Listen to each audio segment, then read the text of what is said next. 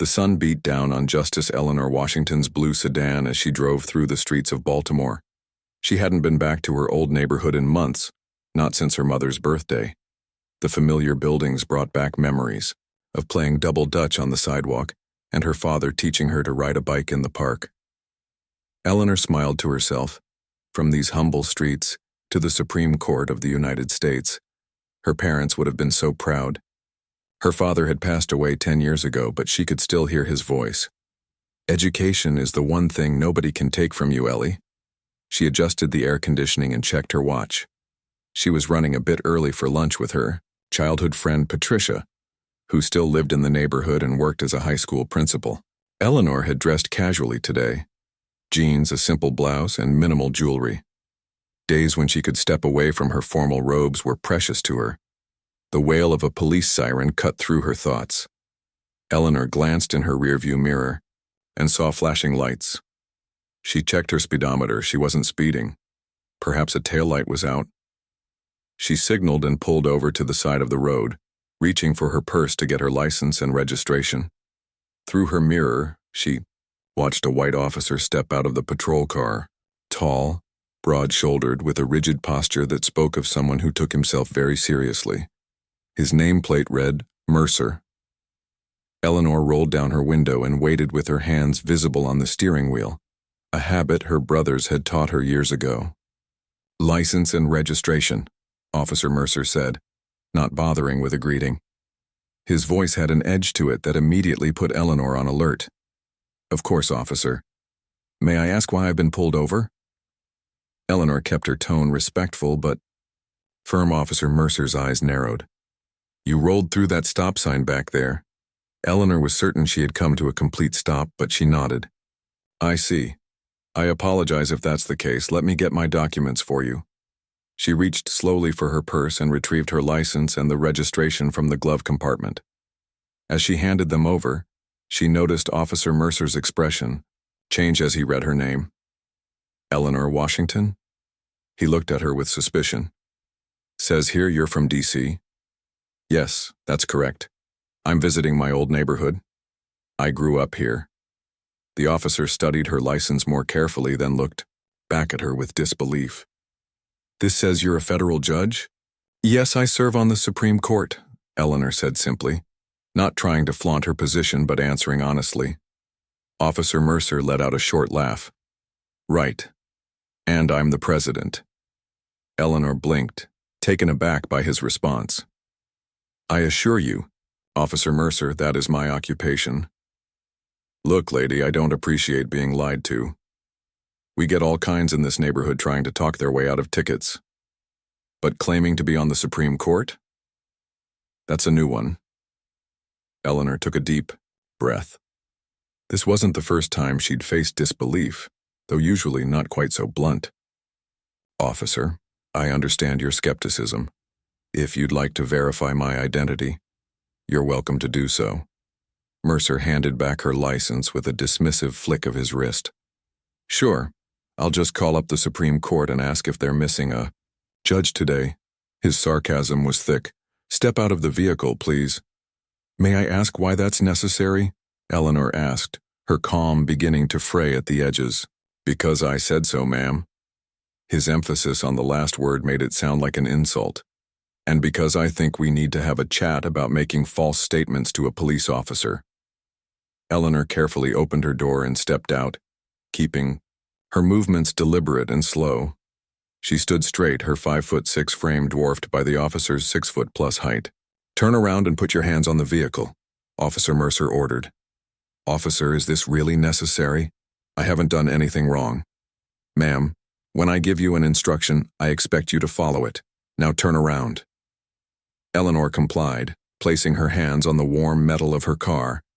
She could feel people watching from the sidewalk, some slowing down or stopping entirely. Her cheeks burned with humiliation, but she kept her composure. "You know," Mercer said as he patted her down, his touch more rough than necessary. "We get a lot of you people coming back to the old neighborhood in nice cars thinking the rules don't apply anymore." Eleanor's spine stiffened at the phrase "you people," but she remained silent. Funny thing about this fake ID, he continued, is someone put real effort into it. But we both know you didn't get to be no Supreme Court justice. Those positions don't just get handed out like candy, even with all that affirmative action these days. The comment stung like a slap. Eleanor turned her head slightly. Officer Mercer, I'd like to speak with your supervisor. Oh, now you want my supervisor? He chuckled. Tell you what, why don't I just call this in and we can sort it out at the station, see how the story holds up there. He walked back to his patrol car, speaking into his radio. Eleanor could see people on the sidewalk with phones out, recording the incident. She felt a complex mix of emotions, anger, embarrassment, and an old, familiar weariness. But beneath it all was the steady certainty of who she was and what she stood for. A young woman approached cautiously from the sidewalk. Ma'am, are you okay? Do you need me to call someone? Before Eleanor could answer, Officer Mercer shouted from his car, Ma'am, step away from the suspect. The woman retreated but called out, I'm recording everything. Eleanor gave her a small nod of thanks. She considered her options.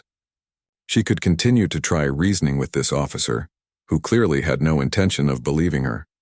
She could demand to be taken to the station, where someone might recognize her, or she could make a call, but her phone was in her purse in the car. Officer Mercer returned, looking even more annoyed.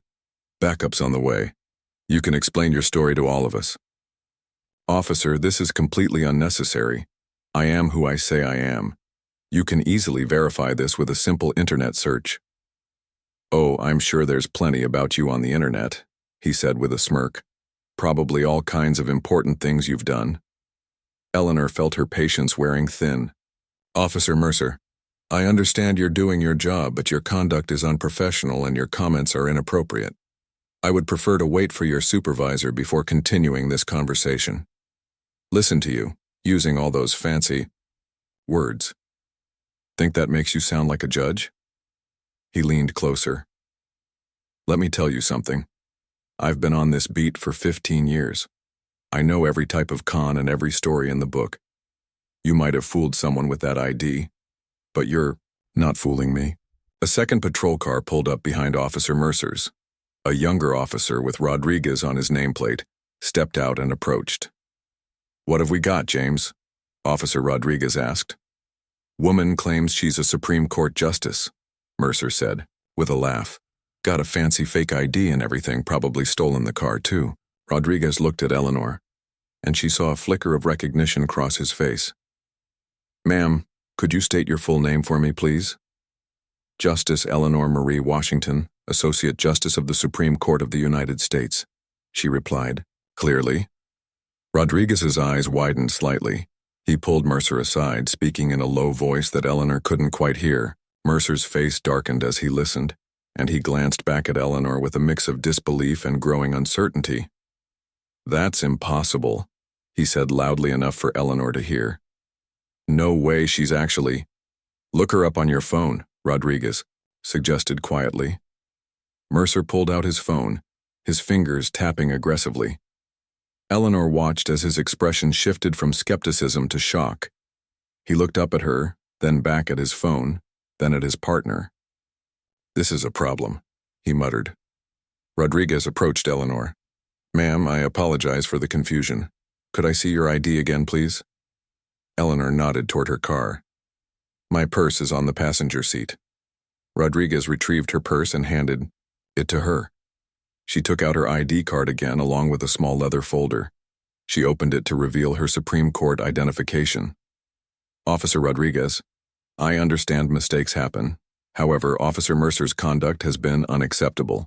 I'd like to speak with your supervisor immediately. Rodriguez nodded, looking uncomfortable. Yes, ma'am, I'll call it in right now. As Rodriguez went to make the call, Mercer approached Eleanor again. His demeanor completely changed. Justice Washington, there seems to have been a misunderstanding.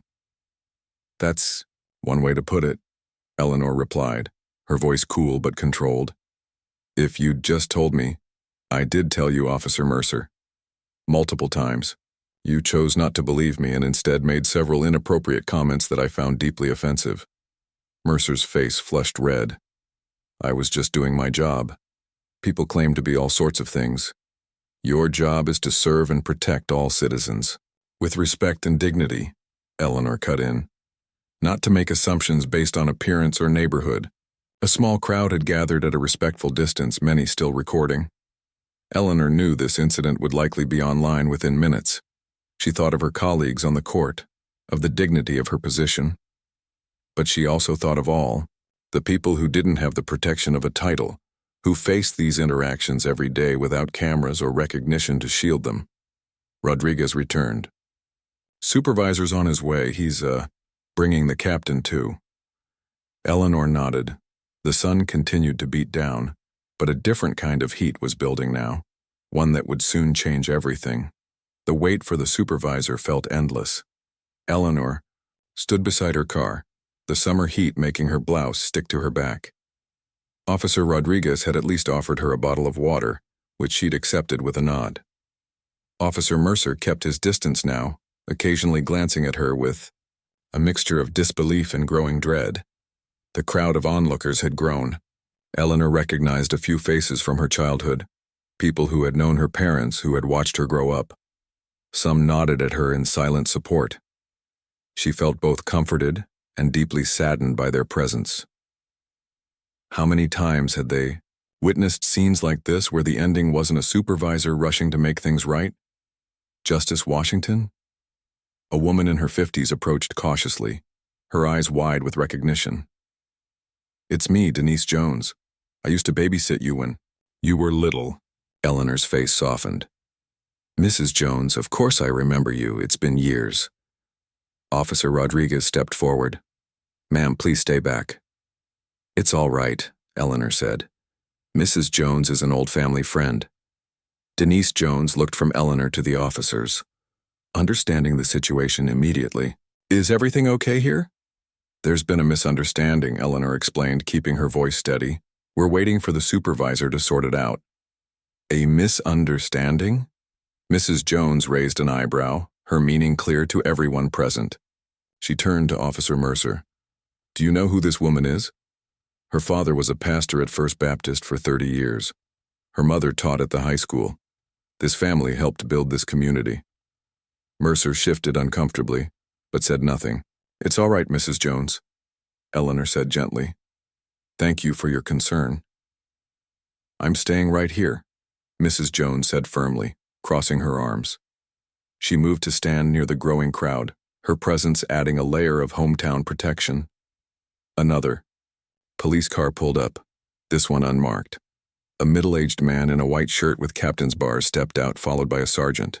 The captain's face was set in grim lines as he approached. Justice Washington, he said immediately, extending his hand. Captain Howard Bell, I cannot begin to express how deeply sorry I am for this situation. Eleanor shook his hand. Captain Bell, I want to assure you that this is not how the Baltimore Police Department conducts itself. This incident will be thoroughly investigated. He turned to the officers. Rodriguez, Mercer, step aside with Sergeant Powell. As the officers moved away with the sergeant, Captain Bell turned back to Eleanor. Ma'am, you're free to go, of course, but I'd appreciate a few minutes of your time if you're willing. Eleanor considered the request. I'd prefer we speak somewhere more private, Captain. Of course, there's a coffee shop around the corner, or we could go to the station if you prefer. The coffee shop will be fine. Eleanor retrieved her purse from her car. I'll meet you there. I need to make a call first. The captain nodded and returned to his car. The crowd began to disperse, though many still watched from a distance. Eleanor could hear snippets of conversation, people sharing the story with newcomers. Supreme Court judge, police didn't believe her, treated her like a criminal. Once alone in her car, Eleanor let out a long, shaky breath. She reached for her phone and dialed Patricia, her friend she was supposed to meet for lunch. Ellie, where are you? I've been waiting at the restaurant. Pat, I'm sorry. There's been an incident. Eleanor explained what had happened. Oh my God, Ellie. Are you okay? Do you want me to come to you? I'm fine. I'm meeting with the police captain at the coffee shop on Camden Street. Could you meet me there instead? I'm on my way. Should we Call anyone else? Maybe the court security office? Eleanor hesitated. Not yet. Let me handle this first. After hanging up, Eleanor sat for a moment, collecting herself. The humiliation and anger still bubbled beneath her calm exterior.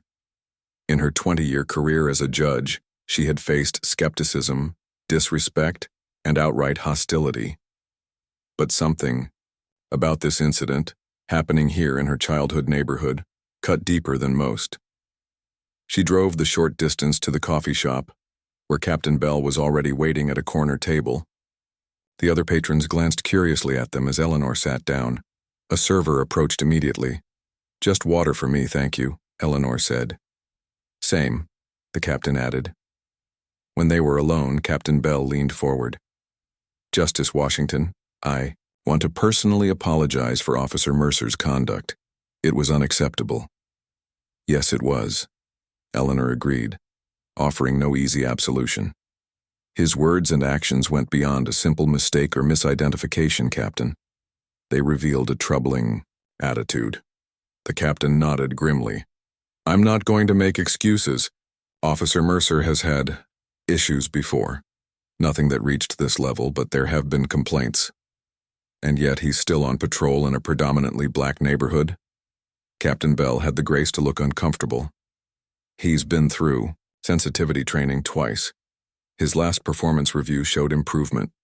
"Clearly not enough improvement," Eleanor said. She took a sip of water. "What happens now?" "Officer Mercer has been placed on administrative leave effective immediately. There will be a full investigation. I'd like to get your statement about exactly what happened." The door to the coffee shop opened, and Patricia rushed in. She spotted Eleanor and hurried over, embracing her tightly before sitting down. "Ellie, thank God you're okay." She turned to the captain. "And you are?" "Captain Howard Bell, ma'am." Patricia Turner, Baltimore City Schools principal and very angry friend of Justice Washington. Patricia's voice was tight with protective fury. "Captain, I hope you understand the seriousness of what's happened here." "I do, Ms. Turner. We're taking immediate action. This isn't just about one officer." Eleanor interrupted quietly. "What happened today is a symptom of a deeper problem, one that affects people in this community every day." The captain nodded slowly. "You're right, of course. Most people who get pulled over don't have the protection of a title," Eleanor continued. "They don't have crowds recording the incident or captains rushing to apologize. They're just citizens who deserve respect and fair treatment." "I agree completely," Captain Bell said. "Do you?" Eleanor looked at him steadily. "Because from where I sit, it seems like your department has a cultural problem that sensitivity training isn't fixing." Before the captain could respond, the coffee shop door opened again. A tall, distinguished man in his 60s entered, his presence commanding immediate attention. He wore casual clothes, khakis and a polo shirt, but carried himself with unmistakable authority. Every head turned to look at Chief Justice Thomas Harrington as he approached their table. "Eleanor," he said warmly, placing a hand on her shoulder. "I came as soon as I heard." Eleanor stood surprised. "Thomas, how did you—" "Michael's cousin works as a clerk for the department. Word travels fast. Michael was the Chief Justice's law clerk. I was already in town for the judicial conference." The Chief Justice turned to Captain Bell, who had risen to his feet. "Captain, I presume." "Chief Justice Harrington." "Yes, sir." "Captain Howard Bell. I'd like a full account of what happened to my colleague, Captain." As the Chief Justice pulled up a chair, the door opened once more. Sergeant Powell entered, followed by Officers Rodriguez and Mercer. Mercer's face drained of color when he spotted the Chief Justice sitting at the table. Sergeant Powell approached. "Captain, the officers are here to give their statements as requested." Captain Bell glanced at Eleanor. "Would you prefer they wait outside, Justice Washington?" Eleanor considered the question. She thought of walking away, of leaving this mess for others to clean up. But that wasn't who she was or how she had been raised. "No, Captain. I think Officer Mercer and I have an unfinished conversation." The officers approached the table. Rodriguez looked uncomfortable, but Mercer looked positively ill. "Justice Washington," Rodriguez began, I want to apologize for not recognizing you immediately and for not intervening sooner. Eleanor nodded. Thank you, Officer Rodriguez. All eyes turned to Mercer, who stood stiffly, looking anywhere but at Eleanor or the Chief Justice. Officer Mercer, Captain Bell prompted. Mercer cleared his throat. Justice Washington, I apologize for the misunderstanding earlier. The Chief Justice raised an eyebrow. Misunderstanding? Is that what we're calling it?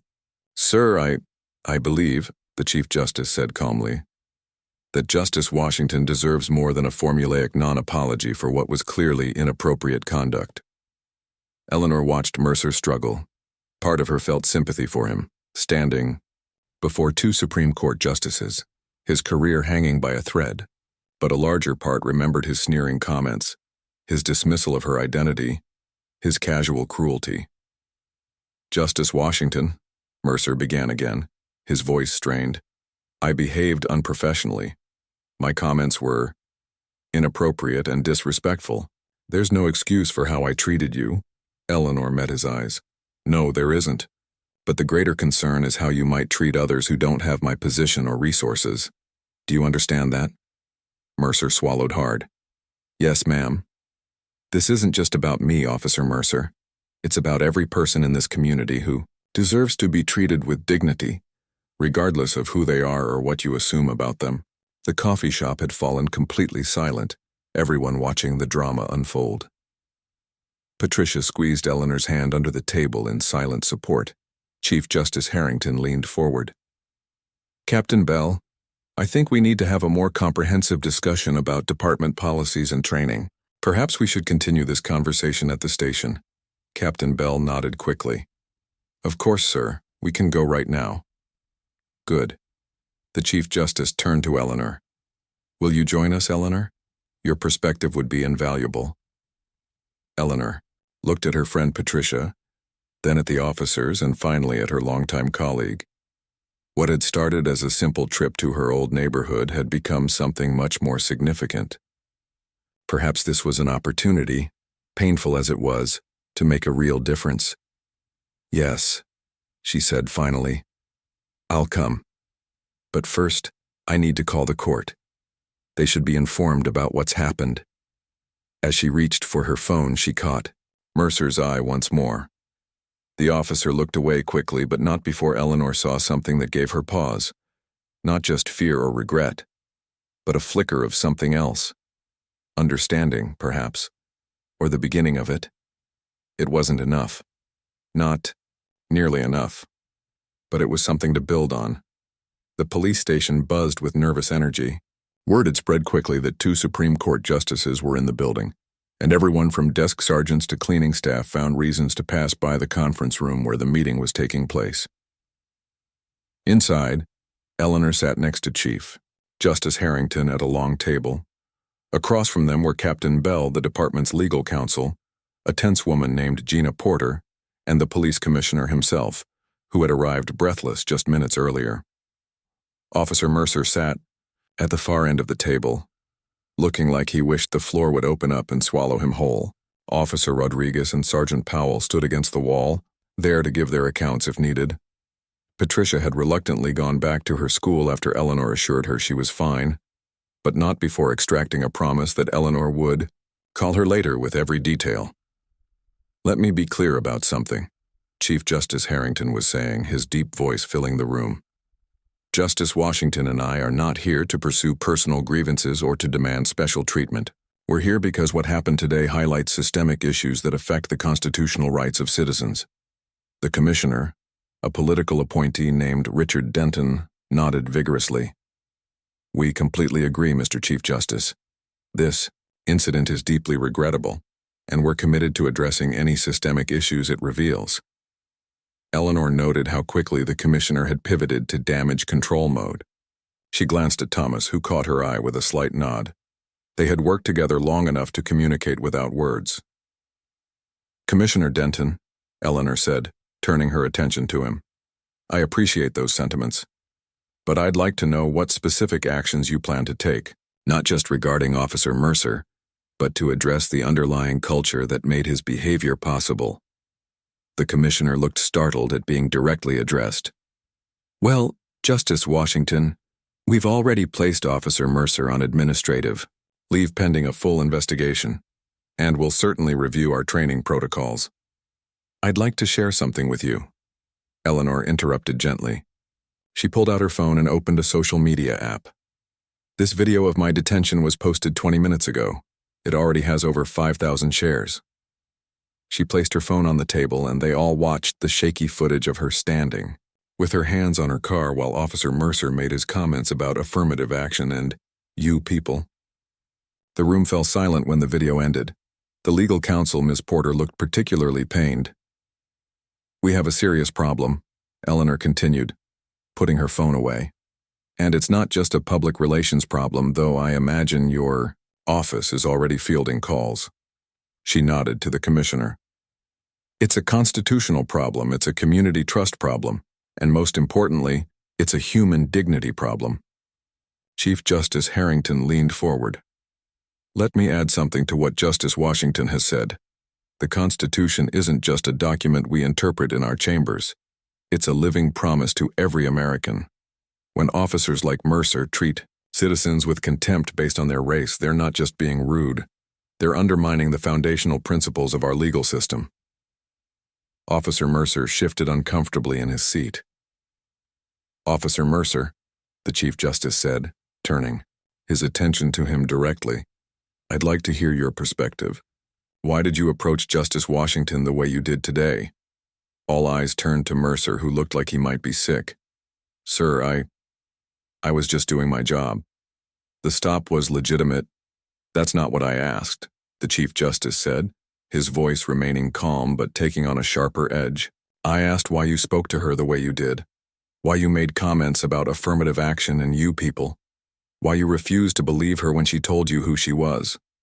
Mercer's face flushed red.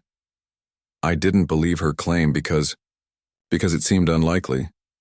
Unlikely, Eleanor repeated. And why was that? The room grew tense as Mercer struggled to find words that wouldn't further incriminate him.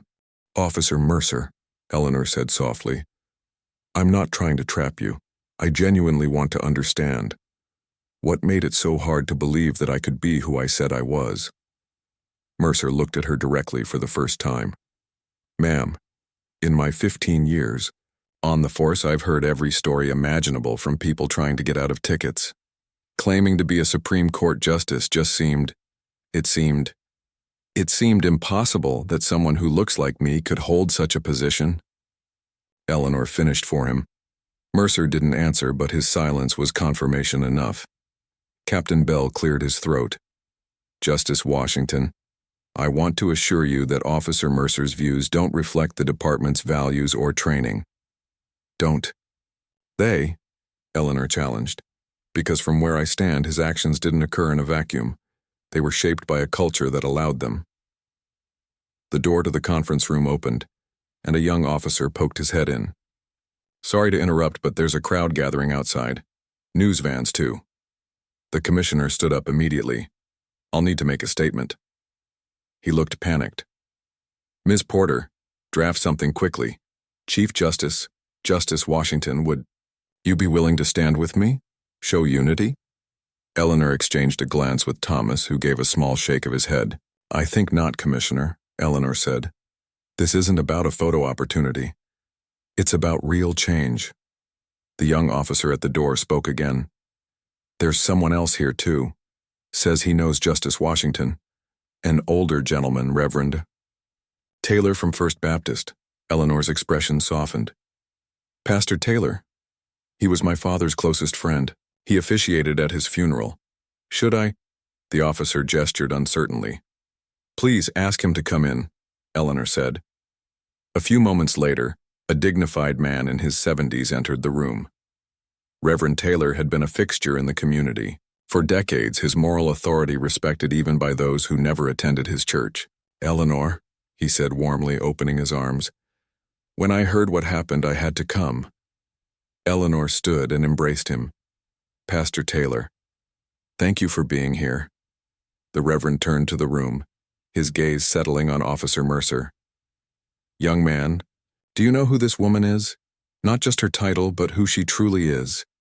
Mercer looked down at the table. No, sir. Her father and I marched together in the 60s. We were beaten together, arrested together. We fought for a future where his children would be judged by their character, not their color. The Reverend's voice was strong despite his age. Eleanor here was reading college-level books by age 10. She graduated top of her class everywhere she went, and she came back to this community every chance she got, mentoring young people, funding scholarships. Eleanor felt tears threatening at the corners of her eyes. She hadn't expected this outpouring from her father's old friend. What happened today, the Reverend continued, isn't just an insult to her. It's an insult to everyone who worked and sacrificed to build a more just society. It's an insult to this community. The commissioner looked increasingly uncomfortable. Reverend, I assure you we take this matter very seriously. Words, the Reverend cut him off. This community has heard plenty of words over the years. What it needs is action.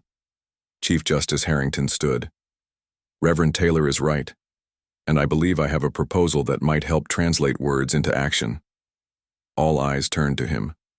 Justice, Washington and I are in Baltimore for the next 3 days for a judicial conference.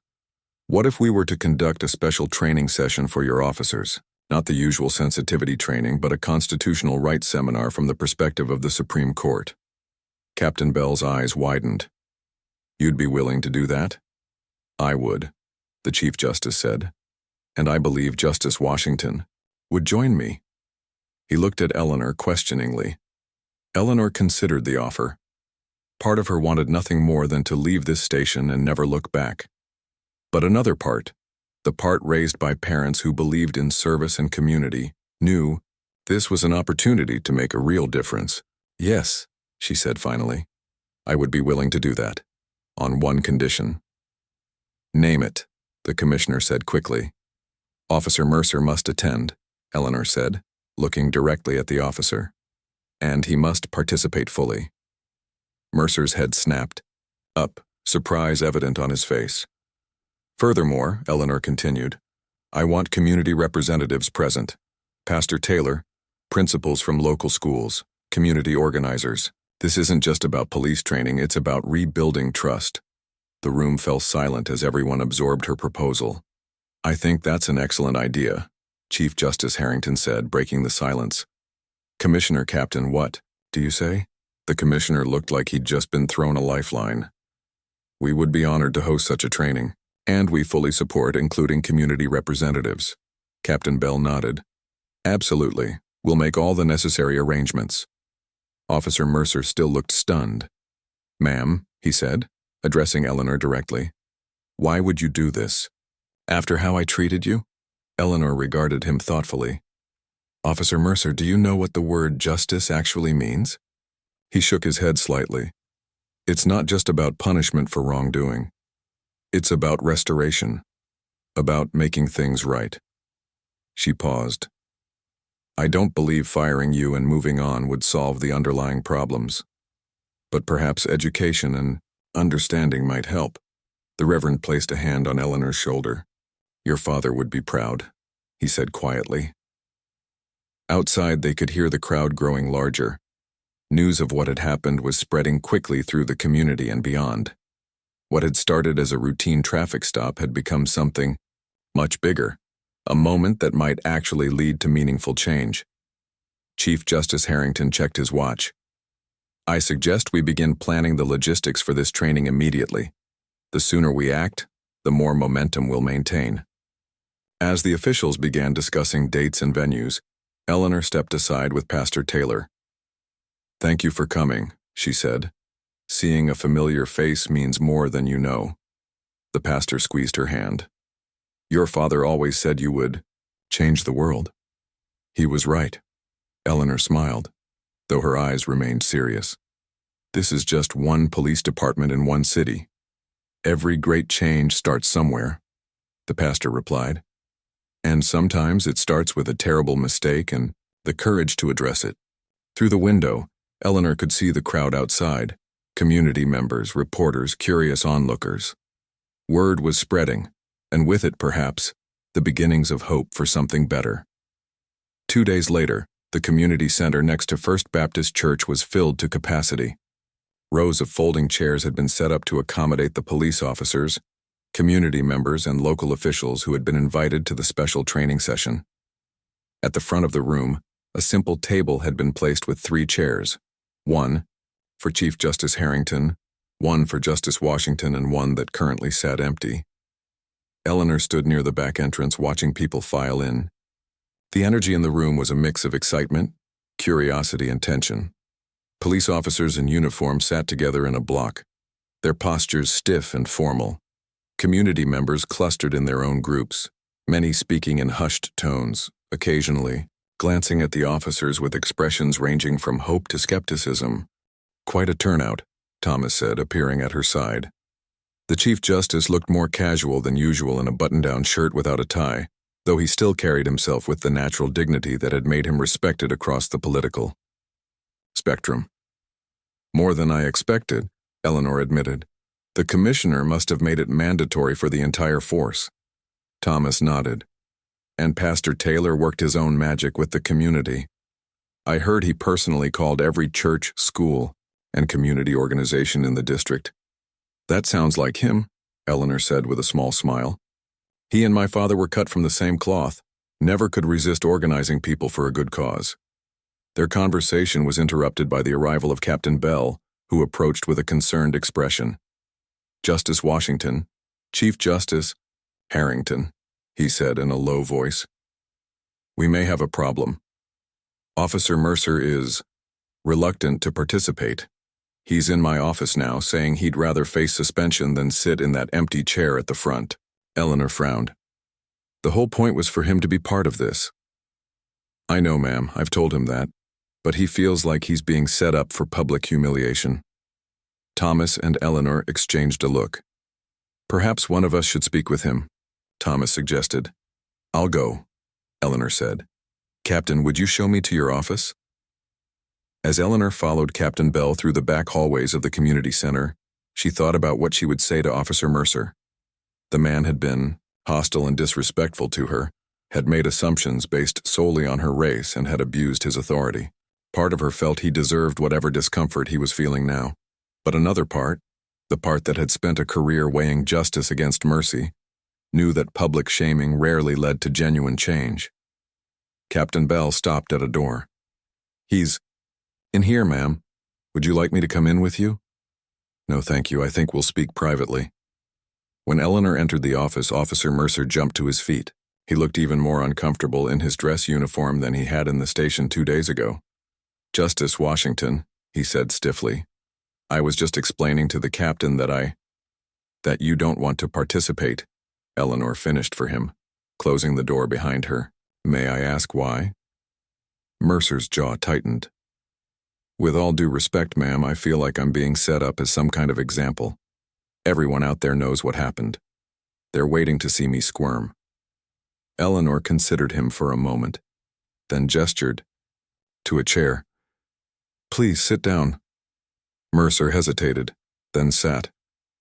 Eleanor took the chair across from him.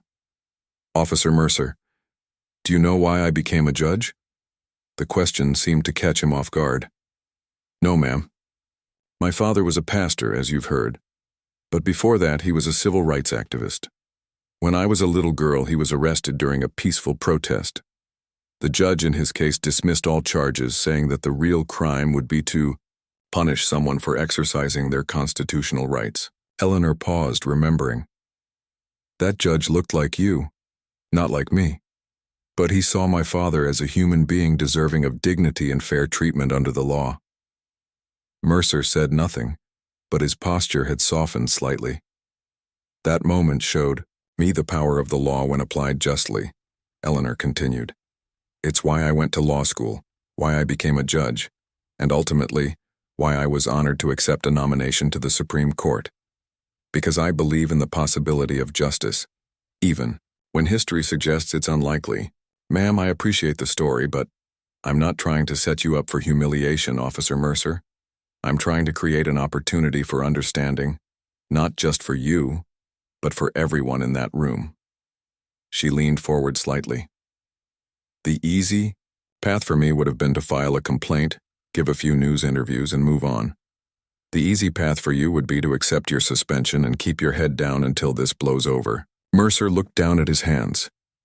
But neither of those paths leads to real change, Eleanor said. And I believe, perhaps naively, that real change is possible, even from painful beginnings. There was a long silence. Finally, Mercer looked up. You really think this will make a difference, one training session? One honest conversation can change a life. I've seen it happen. Eleanor stood.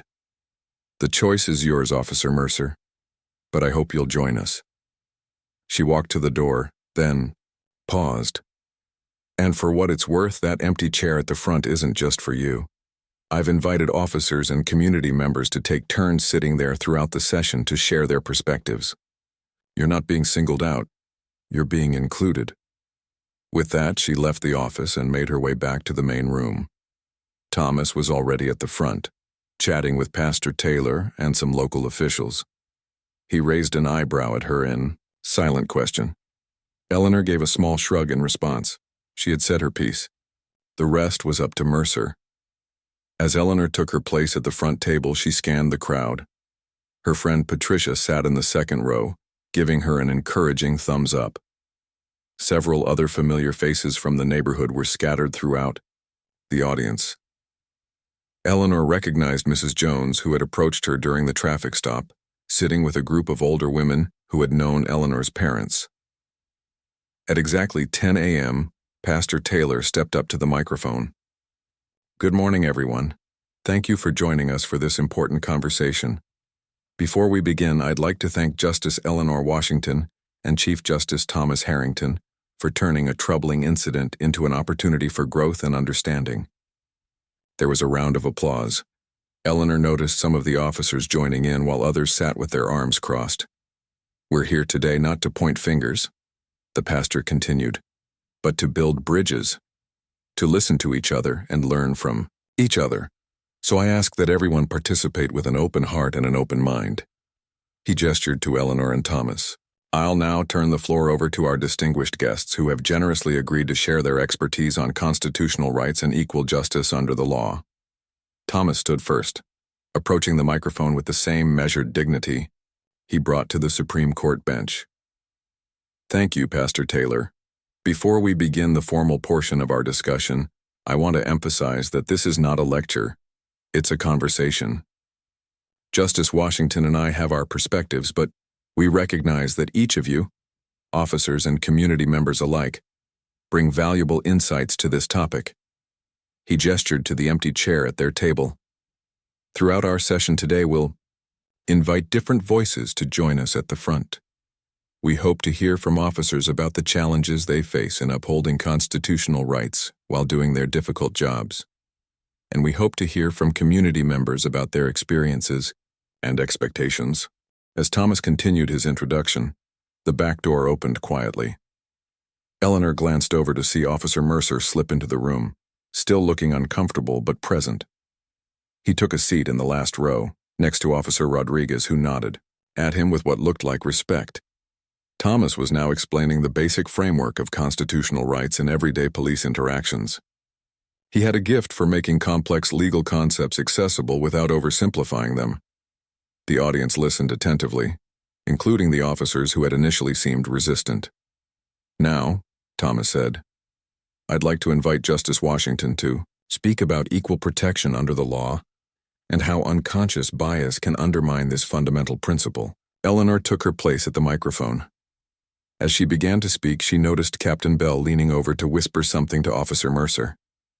After a moment of apparent hesitation, Mercer nodded and stood up. He walked slowly to the empty chair at the front table and sat down. A murmur went through the crowd. Eleanor paused briefly, then continued her presentation, weaving in references to Mercer's presence without calling explicit attention to him.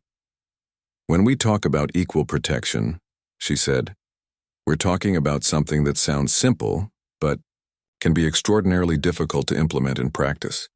We all carry assumptions and biases based on our experiences, our upbringing, and the culture around us.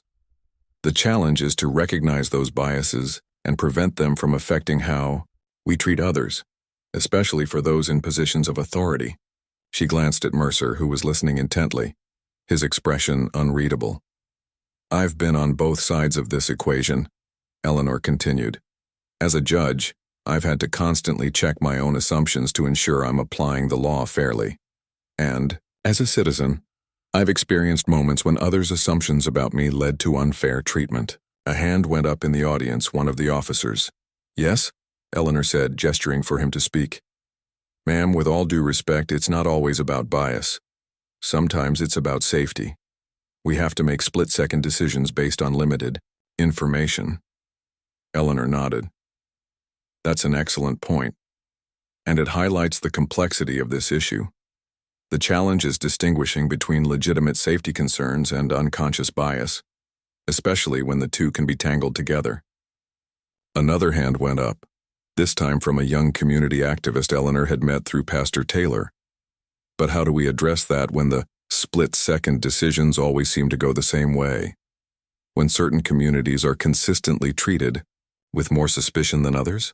The tension in the room increased. Eleanor could see officers shifting in their seats, some looking defensive. That's where data and training come in, she replied carefully. And honest conversations like this. 1. Officer, she said, turning to Mercer at the table beside her. Would you like to share your perspective on this question? All eyes turned to Mercer, who looked momentarily frozen. Then he cleared his throat and leaned toward the microphone. Won't pretend to have all the answers, he began hesitantly. But I know what it's like to make those split-second decisions, and I know. He paused, seeming to struggle with his words. I know that sometimes what I think is just instinct or experience might be something else. Might be assumptions I'm not even aware of making. The room fell silent, everyone listening intently to this unexpected turn. What happened with Justice Washington, Mercer continued, his voice growing steadier, made me realize I need to look harder at those assumptions. That's why I'm sitting in this chair today. Not because I have answers, but because I have questions. And I want to do better. Eleanor felt a surprising swell of emotion at the officer's words. They weren't polished or perfect, but they were honest. And in that moment, she saw the first real sign that something meaningful might come from this painful experience. 6 months had passed since the incident that brought Justice Eleanor Washington and Officer James Mercer together in such unexpected circumstances. The autumn leaves were falling across Baltimore as Eleanor's car pulled up to the community center once again. This time she wasn't alone. Chief Justice Harrington sat beside her, reviewing notes on his tablet. Are you sure you want to do this? Thomas asked, looking up from his device. You've already given so much time to this project. No one would blame you for sending a video message instead. Eleanor smiled at her colleague and friend. I need to see it through, Thomas. See for myself if anything has really changed. They stepped out of the car and walked toward the entrance. The sign outside read, Community Police Partnership Program, 6-month anniversary. Below it, in smaller letters, Special guests, Justice Eleanor Washington and Chief Justice Thomas Harrington. Inside, the community center had been transformed. What had once been a simple meeting room now featured permanent exhibits about constitutional rights, the history of policing, and the civil rights movement. Photos from the training session 6 months ago lined one wall, including a striking image of Eleanor and Officer Mercer sitting side by side at the front table, both looking serious but engaged. Justice Washington, Chief Justice Harrington. Captain Bell approached them with a warm smile. He looked different somehow, more relaxed, more authentic. Thank you so much for coming. Everyone's excited to see you. How has the program been going, Captain? Thomas asked as they walked toward the main hall. Better than I could have hoped, honestly, Captain Bell replied. We've had our challenges, of course. Change doesn't happen overnight. But the regular dialogue sessions have built real relationships between officers and community members. Complaints are down 30%, and our community satisfaction surveys show significant improvement.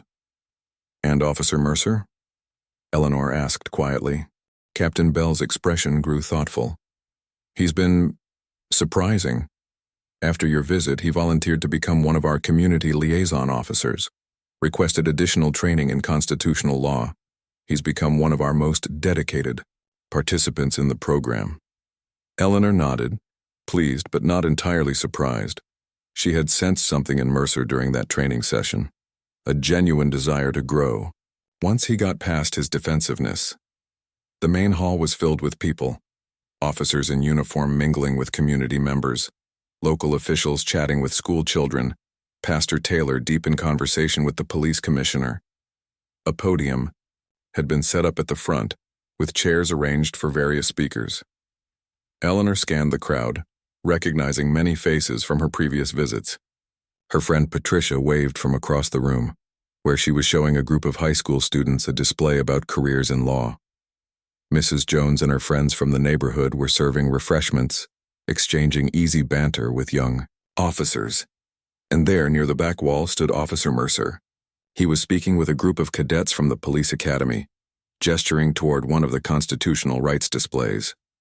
When he saw Eleanor and Thomas enter, he paused mid-sentence, then excused himself and walked over to them. "Justice Washington, Chief Justice Harrington," he said, extending his hand. "Thank you for coming today." Eleanor shook his hand, noting the difference in his demeanor from their first encounter. The arrogance was gone, replaced by a quiet confidence that seemed more authentic. "Officer Mercer," she said, "Captain Bell was just telling us about your work with the program." Mercer looked slightly embarrassed. "It's been educational, to say the least. For everyone, I imagine," Thomas said, shaking Mercer's hand as well. "If you have a moment before the ceremony," Mercer said, "there's something I'd like to show you." Eleanor and Thomas followed Mercer to a side room, where a group of teenagers were working on what looked like a video project. Equipment was set up around the room: cameras, lights, a small editing station. "This is our youth documentation project," Mercer explained. "These students are creating educational videos about constitutional rights during police encounters. The videos will be shown in schools and also used in our department training." A young girl, perhaps 16, approached them. "Are you really Supreme Court justices?" she asked, eyes wide. "We are," Thomas replied with a smile. "We're doing a segment on the Fourth Amendment," she explained eagerly. "Officer Mercer's been helping us understand how it applies in real situations." Eleanor raised an eyebrow at Mercer, who shrugged slightly. "I've been studying," he said quietly. "A lot." The ceremony was scheduled to begin, so they made their way back to the main hall. As Eleanor took her seat on the stage with the other speakers, she found herself reflecting on the journey that had brought them all to this point. What had begun as a humiliating and infuriating traffic stop had somehow transformed into something constructive, not just for her and Officer Mercer, but for an entire community. Commissioner Denton opened the proceedings with a speech that sounded mostly sincere, though Eleanor detected the politician in him whenever he emphasized the department's role in creating the program. Pastor Taylor spoke next, his words carrying the moral weight that had made him such a respected figure in the community. He spoke of forgiveness, not as forgetting, but as creating space for growth and change. When it was Eleanor's turn to speak, she approached the podium and looked out at the diverse faces before her. 6 months ago, those faces had been divided. Police on one side, community on the other, suspicion flowing between them. Today, while not perfect, the divisions seemed less stark. 6 months ago, she began, I came back to the neighborhood, where I grew up and experienced something that too many Americans face every day, being judged not by my character or actions, but by assumptions based on my appearance. What made my experience unusual wasn't that it happened, but that my position gave me the power to demand accountability. She paused, making eye contact with various people in the audience: Officer Rodriguez, Mrs. Jones, the young girl from the video project, and finally, Officer Mercer. What makes this program remarkable isn't that it exists, but that so many of you, on both sides of what often feels like an unbridgeable divide, have committed to making it work. You've had difficult conversations. You've listened to painful truths. You've challenged your own assumptions. And in doing so, you've demonstrated what justice really looks like in action. After the formal speeches, the event transitioned to a more casual reception. Eleanor found herself surrounded by people eager to share their experiences with the program, both successes and ongoing challenges. She listened carefully, asking questions, taking mental notes of issues that might need attention. Eventually, she found a quiet moment and stepped outside for some fresh air. The autumn evening was cool, the street peaceful. She was about to go back inside when the door opened behind her and Officer Mercer stepped out. "Justice Washington," he said. "I was hoping to catch you alone for a moment." Eleanor nodded. "Is everything all right, Officer Mercer?" He seemed to struggle with his words. "I wanted to say, that is, I never properly—" He took a deep breath. "I never really apologized to you. Not properly." "You did apologize at the station," Eleanor reminded him. "That wasn't real," Mercer said, shaking his head. "I was scared for my job, scared of the Chief Justice, scared of the cameras. I said what I thought I was supposed to say." Eleanor said nothing, giving him space to continue. "These past 6 months, working with the community, learning about constitutional rights, talking to people who've had experiences like yours, it's changed how I see things, how I see myself." He met her eyes directly. "I am truly sorry for how I treated you that day. Not because of who you are, but because of who I was being. No one deserves to be treated that way." The sincerity in his voice was unmistakable. Eleanor felt a weight she hadn't realized she was carrying lift from her shoulders. "Thank you, Officer Mercer," she said quietly. "Your apology means a great deal to me. I want you to know I'm committed to this work," he continued. "Not just the program, but the personal work, examining my biases, changing my behavior. It's not easy, and I mess up sometimes, but I'm trying." "That's all any of us can do," Eleanor said. "Keep trying, keep growing." They stood in companionable silence, for a moment watching the leaves swirl across the street. "You know," Mercer said finally, "some of the guys thought this program would just be temporary, something to make the bad publicity go away. They didn't think it would last." "And what did you think?" Eleanor asked. "At first I was one of them," Mercer admitted. "But then I saw how much effort people like Pastor Taylor and Captain Bell were putting into it. How the community kept showing up even when conversations got tough. How you and the Chief Justice stayed involved even after the media moved on." He shook his head slightly. "It made me think maybe it wasn't just for show. Maybe real change was possible." "It is," Eleanor said firmly. "But it takes time and commitment from everyone." The door opened again and Thomas stepped out. "Eleanor, they're asking for us inside. The youth group wants to present something." "We'll be right there," Eleanor replied. As Thomas went back inside, she turned to Mercer. "Shall we?" Mercer nodded, holding the door for her.